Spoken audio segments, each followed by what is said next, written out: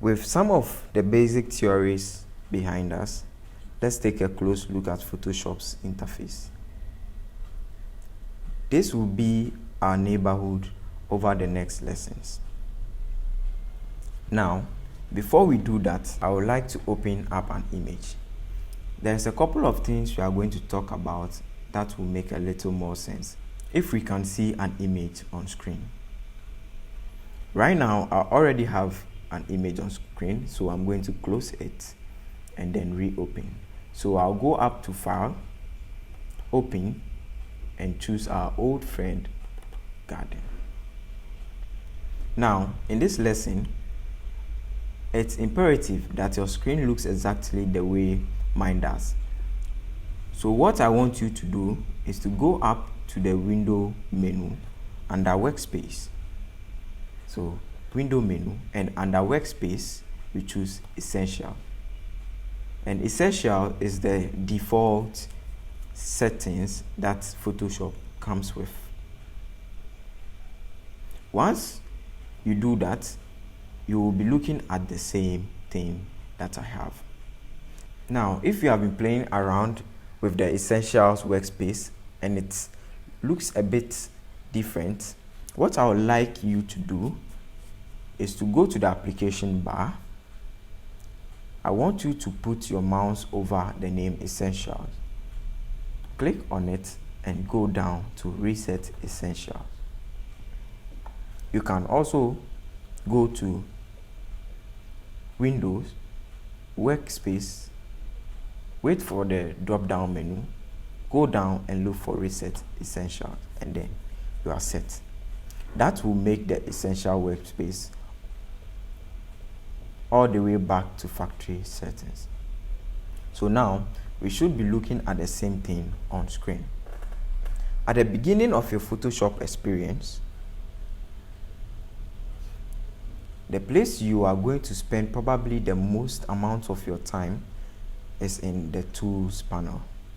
So let's take a look at that. It's over here on the left. Here on the left, as you can see. And we can see we have a single column that lists the available tools in Photoshop. Now, you can work in a single column.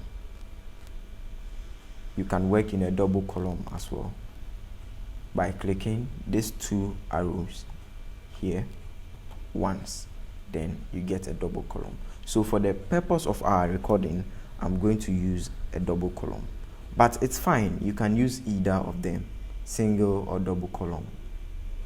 Now, the tool panel, as I mentioned, lists the tools that are available to use in Photoshop. And already it looks like there are a lot of tools in here. But this does not even scratch the surface, because you will notice most of these tool icons at the bottom right have an hash triangle. And if we click and hold for a half a second on the black or hash triangle, we get a fly out menu that lists all the secondary tools. These are tools that are located underneath the same icon. There are so many tools in Photoshop that the engineers couldn't even fit them all with their own icons. So, for example, let's choose the marquee tool, and then when we hold for half a second, you see we get a drop-down menu with a ton of tools over there. We can use the shortcut M to simply select it. Now, the shortcut is needed, so when you are designing, you'll be a bit swift when designing.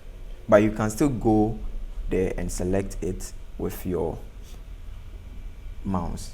It's still the same. We can also choose our brush tool. When we press and hold, you realize we have pencil tool, color replacement tool, and mixer brush tool over there as well. And the shortcut for it is B. As you start to work in Photoshop and gain more proficiency, you are going to want to learn some of these keyboard shortcuts. If we want to go to another tool, let's say the clone stamp tool, click and hold for a second. This is the clone stamp tool. When we click one, we select it. But when we click and hold for a second, we get to see the other tools that are hiding beneath it. So we can see we have pattern stamp tool here. So any tool in this tool palette that has an ash triangle or a black triangle, you know that there are some other tools hiding under there, just waiting for you to use them. Now, let's go up and take a look at the application bar. The application bar gives you a lot of access to good features.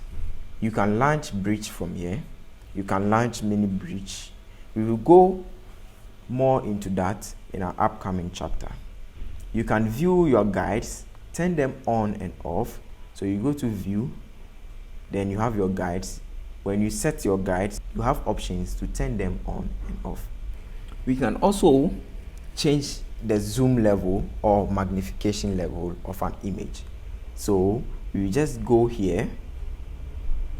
You see zoom in, zoom out. We can use this option. So zoom out. We go there again, click zoom in. You can go there again. We can fit on screen, which the shortcut is Ctrl O. We can also zoom in to 100%, Ctrl 1. And we can also zoom in to 200%. So for the purpose of our recording, let's fit the image on screen.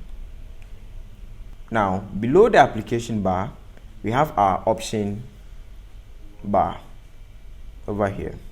You can call it tool option bar. This is going to show you various features and options depending on the tool you have selected. So with the marquee tool, you can simply click, we can simply press M, or come here with our mouse pointer and click on it. So we get options over here. That's our tool options at the tool option bar. If we choose the clone stamp over here, simply press S on your keyboard for the shortcut. We get different sets of options. So the option tool panel is going to be a great place for you to go to adjust the parameters of the tools that you have chosen in the tools panel. Now we will move on to what's perhaps the most confusing aspect of the Photoshop interface. If we move over here to the right, we have got this dark gray bar. This is called a panel. A panel contains tabs. All these you see over here: color, swatches, adjustments, layers, channel, paths, styles. Some of you might have brush, info, navigator, layer, channels, different presets. They are combined together in what we call panels. They all happen to be docked within a single panel, which means that if I grab this panel and I click and hold and I drag it, I can move this whole thing over as a unit. This is very handy because if you need to move something, if you need a little more space on your screen or move things over to the other side, you can do that with just one click and everything moves. So I'm going to take these two gentlemen back for the purpose of our recording. Inside these panels, we have two tabs. This panel, we have two tabs. We can access one tab and access the other simply by clicking on it. So you click on the names. If I go down here, I have swashes.